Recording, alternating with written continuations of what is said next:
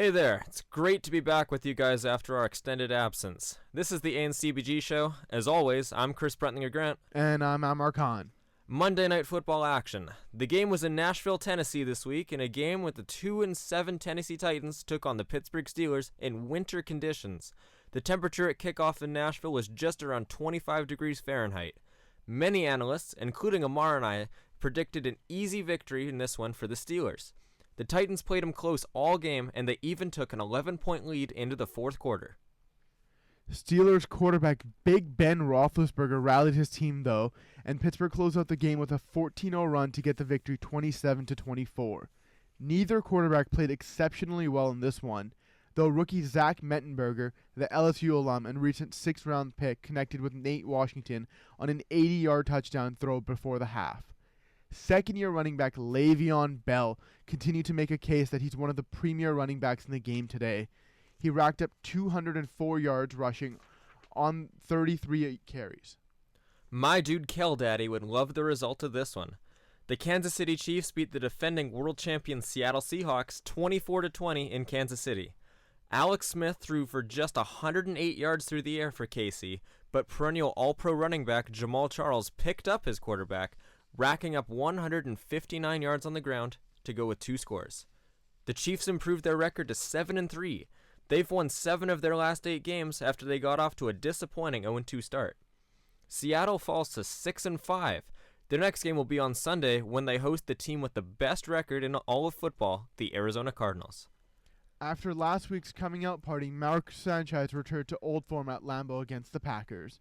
Sanchez, who is most notoriously known for the butt fumble in 2012 against the dreaded Patriots, completed 26 of his 44 pass attempts for 346 yards, but he was also picked off twice. Aaron Rodgers continued to play like a legitimate MVP candidate, racking up 341 yards with 3 touchdowns and no interceptions. Rodgers actually broke Tom Brady's NFL record of 288 consecutive pass attempts at home without being picked off. Discount double check indeed. The Packers blew away the Eagles 53-20. Some games to watch for in the league this weekend. Detroit will take on New England Sunday at 1 Eastern Time in Foxborough. Arizona will visit the not-so-friendly confines of CenturyLink Field in Seattle to take on the Seahawks, as we mentioned, and it'll be the Cowboys visiting the Meadowlands on Sunday night to take on Eli Manning and the Giants on Sunday Night Football. Moving on to basketball things, the New York Knicks were desperately looking for a win against the Utah Jazz Friday, having lost 6 in a row. Carmelo Anthony had his best game of the season, dropping a season-high 46 points and hitting the game-tying shots with 2.3 seconds left to knot it up at 100. It was all for nothing as Trey Burke, the man who was shooting 27% in November, hit a fadeaway jumper over J.R. Smith for the win. We were also treated to a vintage LeBron James show as the Cleveland Cavaliers marched into the Boston Gardens to take on the Celtics. LeBron and teammate Kyrie Irving combined for 25 points in the final quarter to edge the Celtics 122-121. Celtics star point guard Rajon Rondo had the ball for a chance to win it at the end, but he lost control before getting a shot off as time expired. The Canadian product Kelly the Clinic Olynyk added 21 big points in the loss. Sunday featured the ugliest game of the year between the Houston Rockets and Oklahoma City Thunder. OKC was missing Kevin Durant and Russell Westbrook in this one, but still managed to put up a fight against the Rockets. James Harden silenced the Thunder fans, however, knocking down a three-pointer with just over a minute left, and the Thunder couldn't answer as the game finished with the final score of 69-65. Absolutely brutal. No player in this game shot over 50% from the field. Also, a report came out later that during the game, Kevin Durant, the NBA's golden child, got into a verbal spat with Rockets center Dwight Howard. Durant repeatedly called Howard a word starting with P and ending with Y.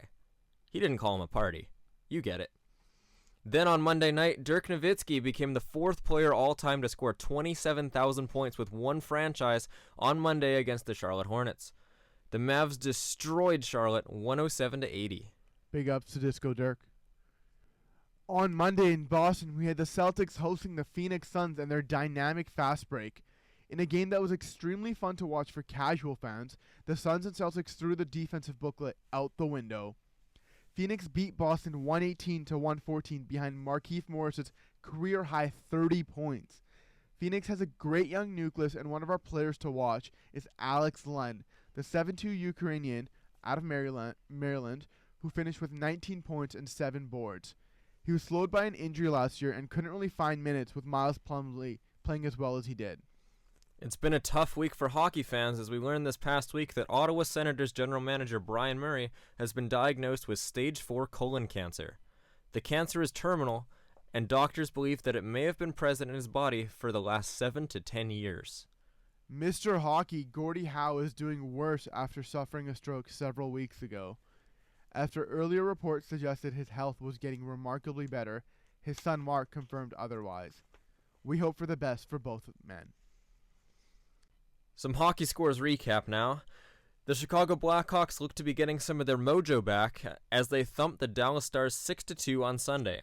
The Hawks blew a 2-2 game wide open in the third, scoring 4 times past Stars goaltender Kari Lehtinen.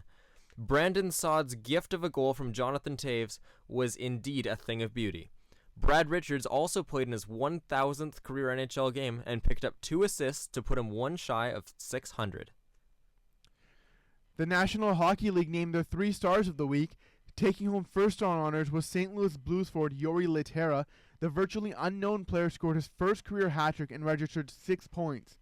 In the number 2 slot was Montreal Canadiens goaltender, who hails from Anaheim Lake, British Columbia, Carey Price.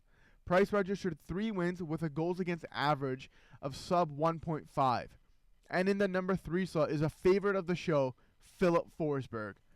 Forsberg tallied 5 points, and he leads all rookies with a plus 19 rating and 20 points in 17 games.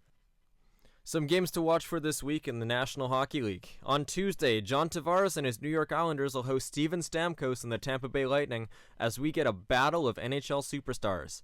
Then the red-hot Calgary Flames, shout out to Mars' brother, host the Anaheim Ducks as Jonas Hiller will be starting against his former squad for the first time.